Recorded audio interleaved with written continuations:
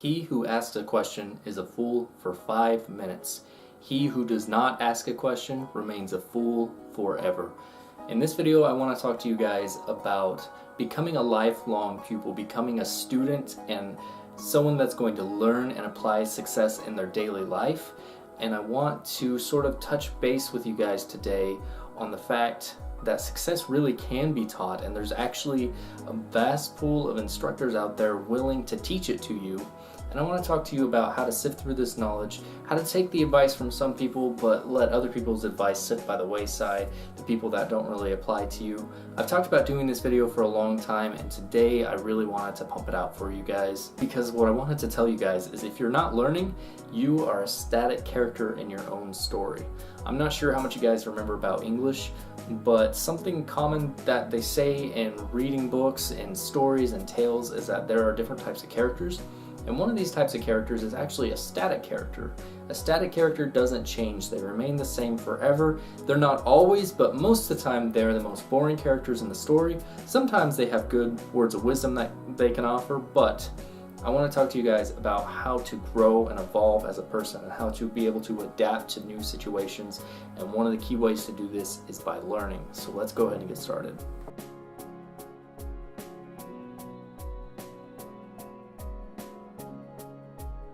I put together 3 points for you guys today about how to be a learner. And the first point that I want to give you is if you're not listening, you're not learning. Your ears are strong. You have 2 ears and 1 mouth, as some people like to say, which means that we are built to listen more. And the more that we listen, the less that we talk, the more we actually absorb what we're hearing. Remember to only talk when you know what you're saying. Think about what you're going to say before you say it. Mama always told me, unless I got something nice to say, don't say nothing at all. That's what I mean. Think about what you say before you say it. Don't just say things just to say things, and don't create too many words. Formulate what you're going to say before you say it. Think about it, but don't try to come across as smarter than you actually are. There's no reason for this. You want to be able to ask the questions, and you want people to know sometimes that you're lost so that they can help you along the way. Although the point is to not really make it to where they have to guess that you're lost, you want to let them know that you're lost. Listen to opinions, but keep a middle point of view with opinions. Don't become too opinionated, or because of that, you will become too far swayed on one side that you won't be able to listen to the benefits of the other side. What this means is, like with politics, people that are extreme right or extreme left, they don't really listen to the positive factors of the other side of the debate. They only see what they see, and they're sort of brainwashed by everything that is going on in their side of the debate. You don't want to become brainwashed, because the second you do that is the second that you lose the ability to learn a different method of success. And I'll touch base on this a little bit more in my third point. But the second major point that I have for you guys today is not everyone is an expert. And I know this message is a little bit hard to accept, because we like to picture our parents as being almost perfect, having the ultimate knowledge for us, when this isn't true. They don't have certain knowledge that we need for our success. What you need to look at when you decide who should be listened to and who should not be listened to is where are they at now in the area of expertise that you're looking for. You want to know that they have gotten there at one point, or they are on the path to get there. Look at their trajectory. Look at how quickly they're moving there, if they're moving there, before you listen to them. If they're taking the steps that need to be taken to get to where you want to be, like reading the books in a similar area to where you want to be, then they're starting to take the steps before you need to take the steps. So you could actually listen to these people because they are moving in the correct direction, even though they're not there right now. And I'm not just saying that because you guys are watching my YouTube video today, but what I'm saying is some people are aligned to get there in the future, and some people have good advice for you at this present moment, where you are right now, and you should listen to that advice that they're giving you at this moment, because they understand where you are right now, because they are there right now too. So this goes into my third point and my final point for you guys. Who you listen to doesn't necessarily have to be the best at what they're doing. One of the most important things is that their message resonates with you, is that their personality, it speaks to you.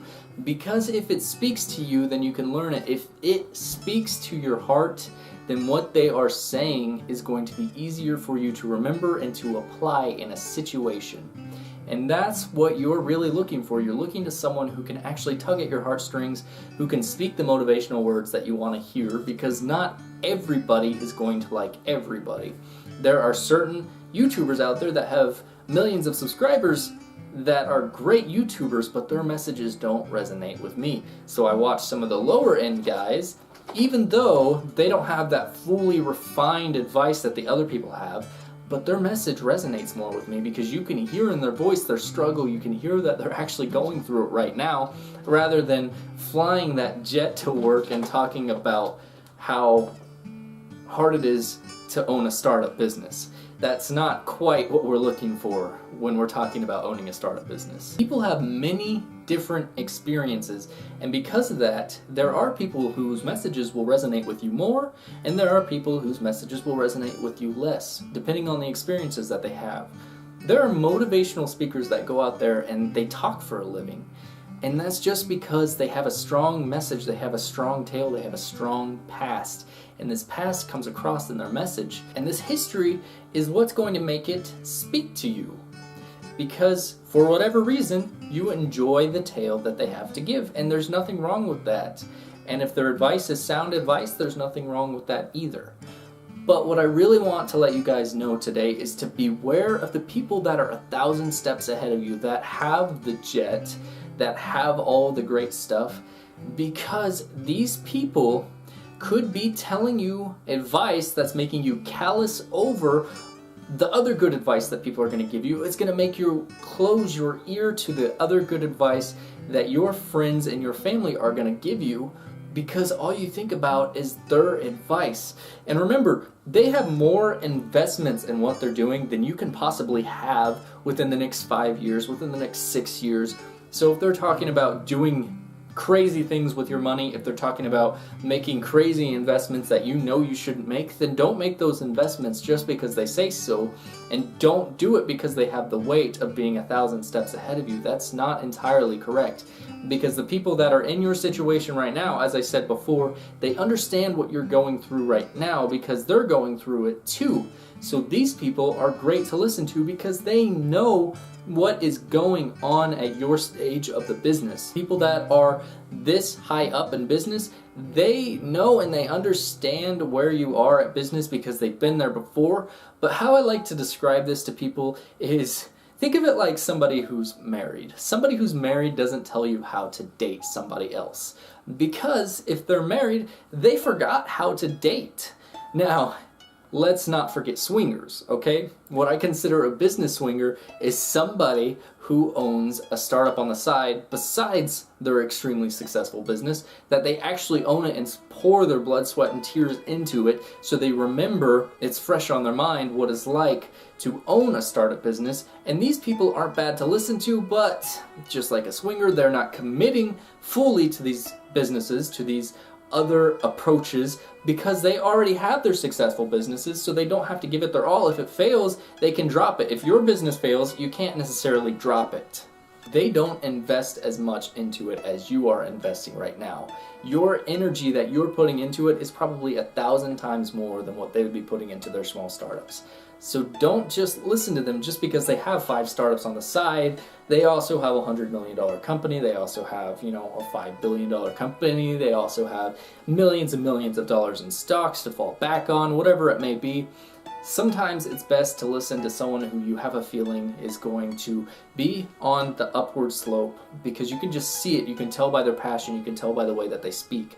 Sometimes these are the best people to listen to, because these people are giving you messages that you can't necessarily misinterpret. When you're listening to a message of somebody who's extremely successful, you can easily accidentally misinterpret their message to mean something that it doesn't, that it's not supposed to mean, and go invest your $1,000 that you've been saving over the course of a year in a stock that's going to fail because you misinterpreted their message about investment, and you should have saved that money or invested it into more stocks. You should have put it into more shares instead of putting it into one share.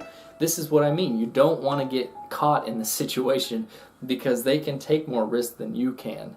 So listen to people around the same level as you, because not everybody is the master of everything, but everyone does have something that they can teach you. And there's nothing wrong with listening to valid lessons from people who may have less than you, and they may not be on as quick of a trajectory as you, but they may have advice that would put you in alignment with that higher trajectory and get you to your peak faster.